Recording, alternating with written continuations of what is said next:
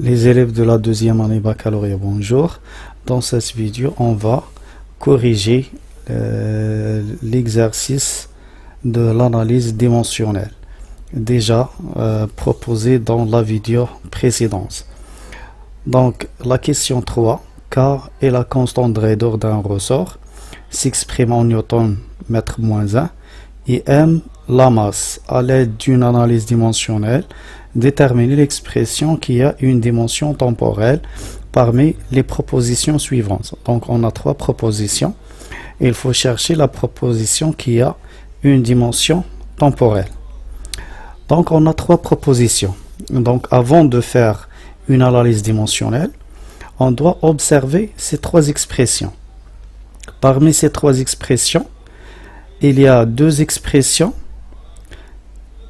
où il y a une grandeur commune, m sur k, et l'inverse de m sur k, c'est k sur m. Donc, il est préférable de commencer par l'une de ces expressions. Si on trouve que l'une des expressions a une dimension temporelle ou 1 sur t, donc la proposition est juste. Si on trouve une autre dimension, alors la troisième proposition qui est juste. Donc commençons par la détermination de l'analyse de la dimension de la première expression. Donc la dimension de T0, c'est la dimension de 2P. 2P c'est une valeur, donc n'a pas de dimension.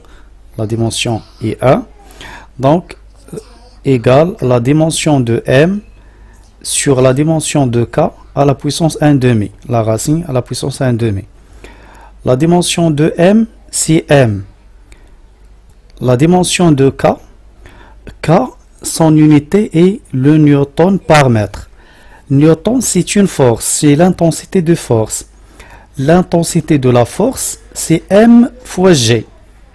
Donc m fois g, m fois lt-2, la dimension de g, sur mètre, donc la dimension c'est l-1. Donc cette expression au-dessous, c'est l'intensité de la force sur delta L. Donc m lt-2 fois l-1. Donc on simplifie par m.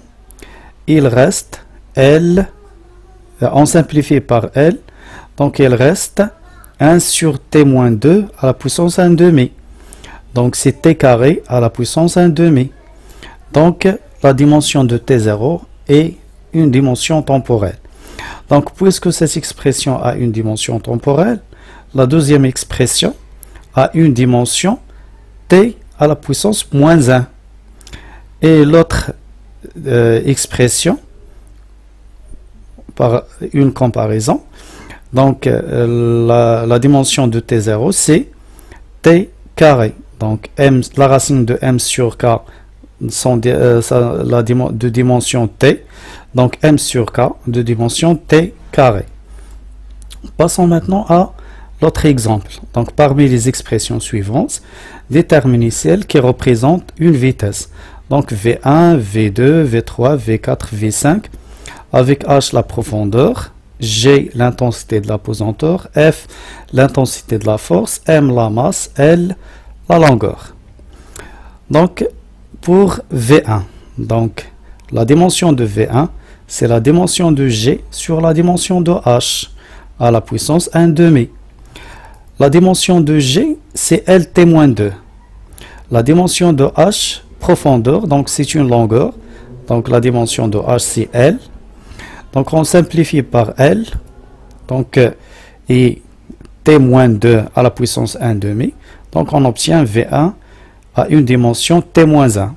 Donc cette expression n'est pas expression d'une vitesse. Donc pour qu'elle soit une expression de la vitesse, il faut que la dimension de V1 soit lt-1. Passons maintenant à pour V2. Donc V1 G sur H, V2 H sur G. Donc l'inverse de V1.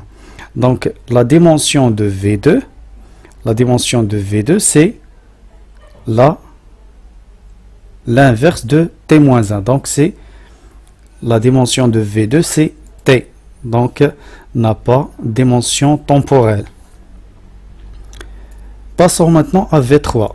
Donc la dimension de G fois la dimension de H à la puissance 1/2. 1/2 la racine.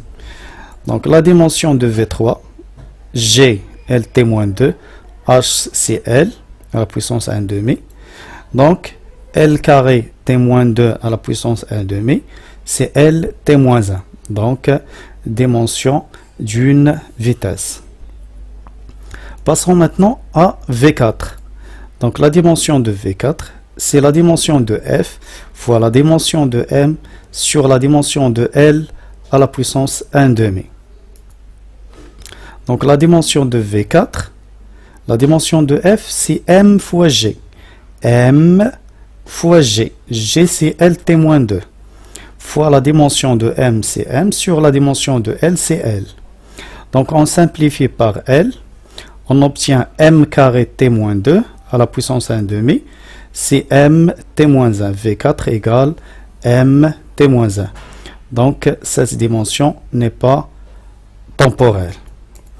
Passons maintenant à V5. Donc V5, la dimension de F fois la dimension de L sur la dimension de M à la puissance 1/2. La dimension de F, c'est MG. Donc M, L, T-2. M fois G, L, T-2 fois L sur M. On simplifie par M. On obtient L carré T-2 à la puissance 1/2. Donc c'est L T-1. Donc V5 a une dimension